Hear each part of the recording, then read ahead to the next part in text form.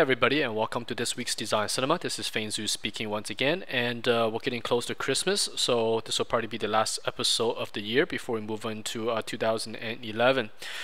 Anyways, hopefully you guys are having a good break and a holiday, because here in the office, most of our staff are already gone and on vacation, so I'll be in office this week as well, but then I'll probably be off next week, so probably no updates until, again, about next year or so.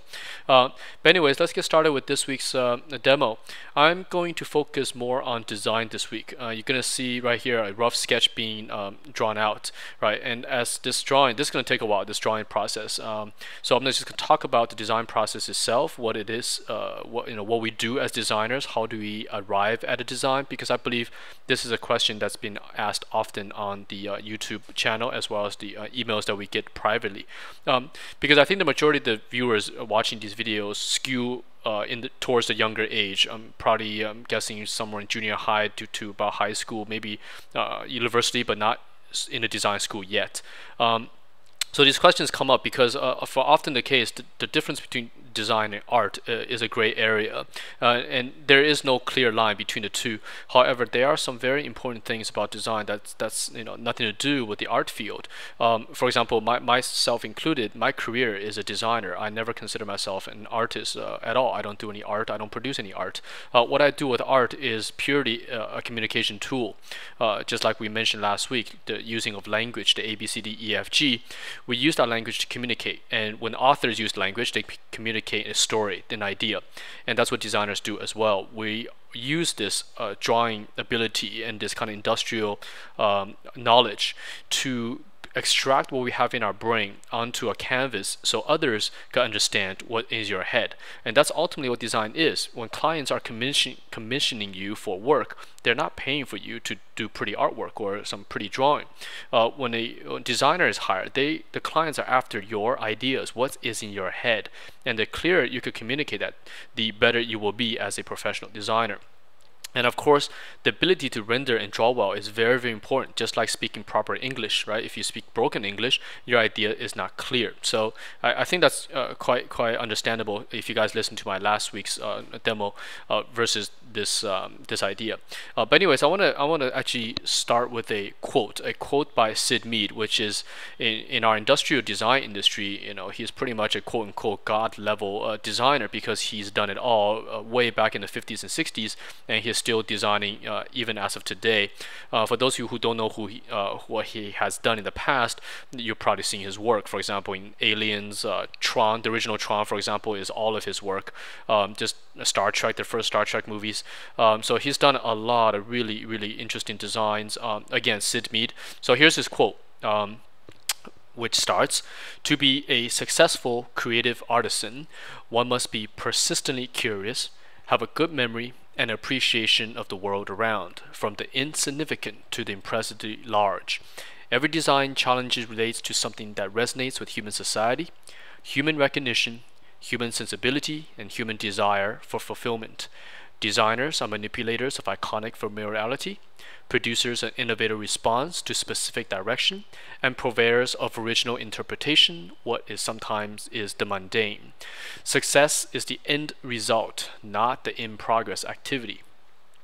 So that's the quote. And to me, when I saw this, I actually got it off of an Art Center blog that they interviewed Syd on.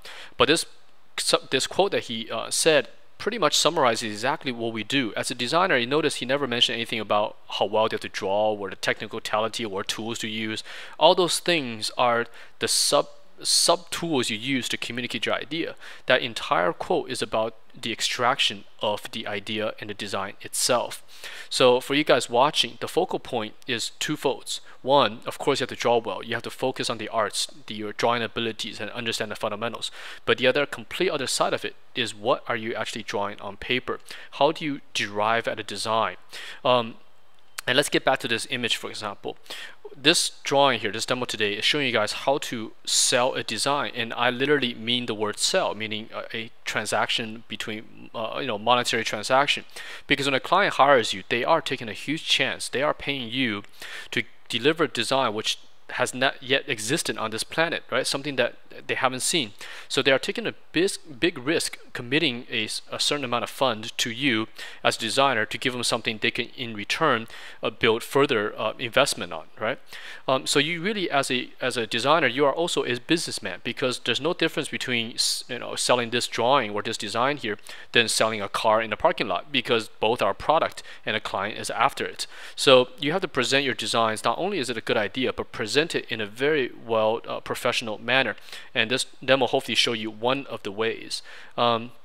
Let's talk about design for a second. So let's go back to the whole, what is it? What do you draw? How do you come up with the design?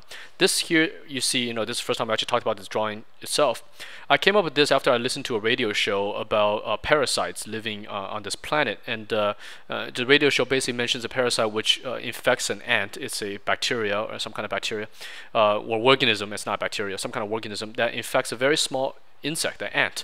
And once it takes over this ant, it brainwashes the ant to climb onto a very high plant, for example, the tip of a grass, right? And all this is completely out of control of the insect itself.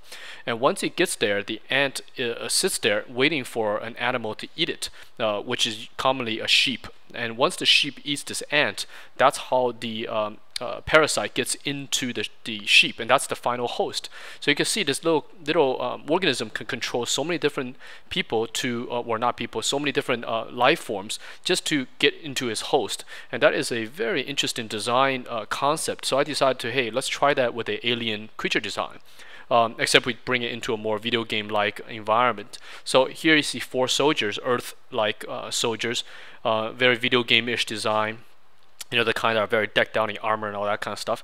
And they're being controlled by this controller alien, which has these 4 rods that kind of are its weapons that it sticks to these soldiers. And then on the heads of these soldiers, you have these little neural implants kind of things controlling their activities. So this alien basically used these humans as a shield. So when it's attacking or retreating, it could put them in front of the fire instead of itself. So I thought, hey, that's a pretty interesting concept. Let's develop that.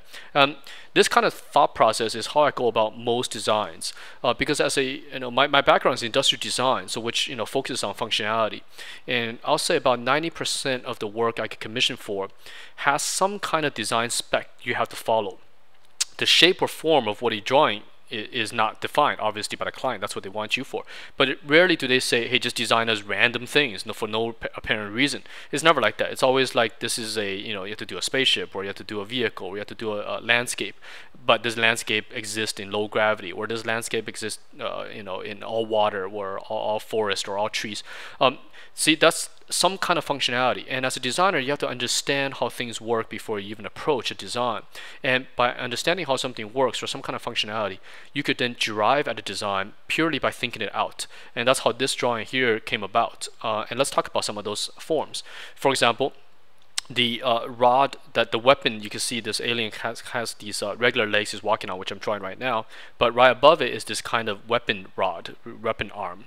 And the way this thing is injected is very similar to how a mosquito injects its needle into the skin, which has this kind of guide thing. I'm not sure what to call it, but like a little guide, and through that guide is a needle, and the needle the two are not connected together. So the needle is flexible. It's kind of like a soft hair-like material that could bend and twist. So using the guide, the mosquito could then thrust it into the skin to whatever I think is the blood vessel is, right? So the design here for this alien is that same concept. You have the guide line, right, which is the lower section, and then the top, because that little bend, that is the actual syringe, which is the weapon hosts. So this way, this alien could extract and expand the tip of this weapon as he wishes, right? Which makes a cool animation when this is in a video game context. For example, the player could see this alien, and before he attacks, he'll thrust that curved part into its guide arm, and then you see the front part expand out. And those things are very good because as a visual entertainment designer, we have to be conscious of functionality, of course, but we also have to be conscious of visual. Is it represented visually? Because there's no pausing in a video game or a film. You can't pause the screen and tell the audience, okay, in this scene, this thing works like that. You can't do that. You have to visually tell it. So as a design for something that's not real, you have a little bit more harder work to do because there's no manuals or instruction books like you get in, for example, in a product or something you buy on a store. You could always explain things through a manual, but unfortunately in our industry there is no such thing. So we have to visually show a lot of different things. So back up to the design thing, this is the way I approach a lot of designs. Do a rough pass, think it all in my head. When I was younger, I did a lot of this thinking on paper with thumbnails. I used to draw hundreds and hundreds of thumbnails on paper and then use that to refine the thinking process. As you get more experience in this field, I could do all this stuff in my head now. So I have an idea and I'll start refining the design itself all in my head. And by the time I hit the paper stage, it's pretty much, I say, about 80 to 90% solved. So the only thing I do is draw. And a drawing part with time becomes very quick. It's a very fast process. So the hard part is still in the head. That part, it takes it's the most consuming, I guess, of brain cells and also the most time consuming part. But as a pro, if you could do it without the drawing part, you're much faster because you could do it, for example, while you're eating dinner or eating lunch or whatever. So by the time you get into a studio, you're just producing. There's no sitting around and twirling your pencil trying to think like, okay, what do I do next, right? There's no pausing. As you've seen in all the videos I've done with you guys, there's really anything where you draw and you stop for a very long time to think about something, because it's already resolved. You're just trying to catch up to whatever's in your head. Now, sometimes you do get the happy accident designs, which is you start with nothing on a canvas and you just block shapes until something comes out. So the approach to design is many different ways. There's no one way to do it. Sometimes you see a shape that's on your desk and you could turn that into a great design, and that's what the Sid Mead quote is all about, right? The last part, which he says, purveyors of original interpretation of what sometimes is the mundane. That is so true, because if you see a insect or something like that, to a regular person they see a cockroach or an ant. To a designer they see a big mech, or they see some kind of mechanism that can help move a machinery, for example, right? So that's what we do here. So this entire drawing you're seeing here has a lot of connection to the real world, even though everything you see here are alien, quote unquote. The certain parts, if you break it down to individual segments, is all found here on Earth. Like the Earth soldiers, the way this guy's arm works, the eyes, nothing is really foreign. It's just how you combine the shapes to create something new. So now let's talk about the presentation part. This drawing here is very wide. The canvas is about, I think, 12,000 pixels wide. So it's a very big image here, because I want to do a presentation. So the goal here is to show the client a alien design, and they can understand everything about it. And the goal is for them to like it, that they're not going to reject it, or to understand it to a point where they go, hey, this is working. Let's start refining this further. Let's bring this design to the next stage, right? If you just do a simple drawing, you might not communicate clearly to what the client wants to see.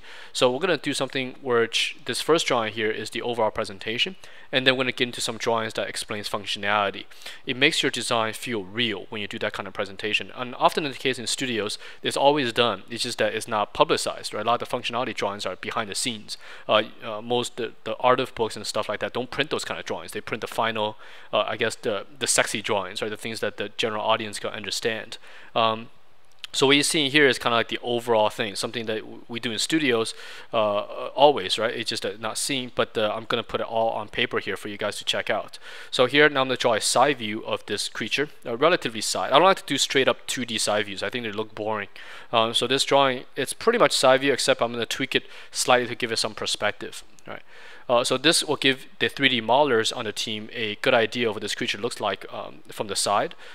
So it gives them scale, so just in case this goes into production, they have something to build a model off of, right? And also explains the designs much clearer without anything blocking or getting in its way.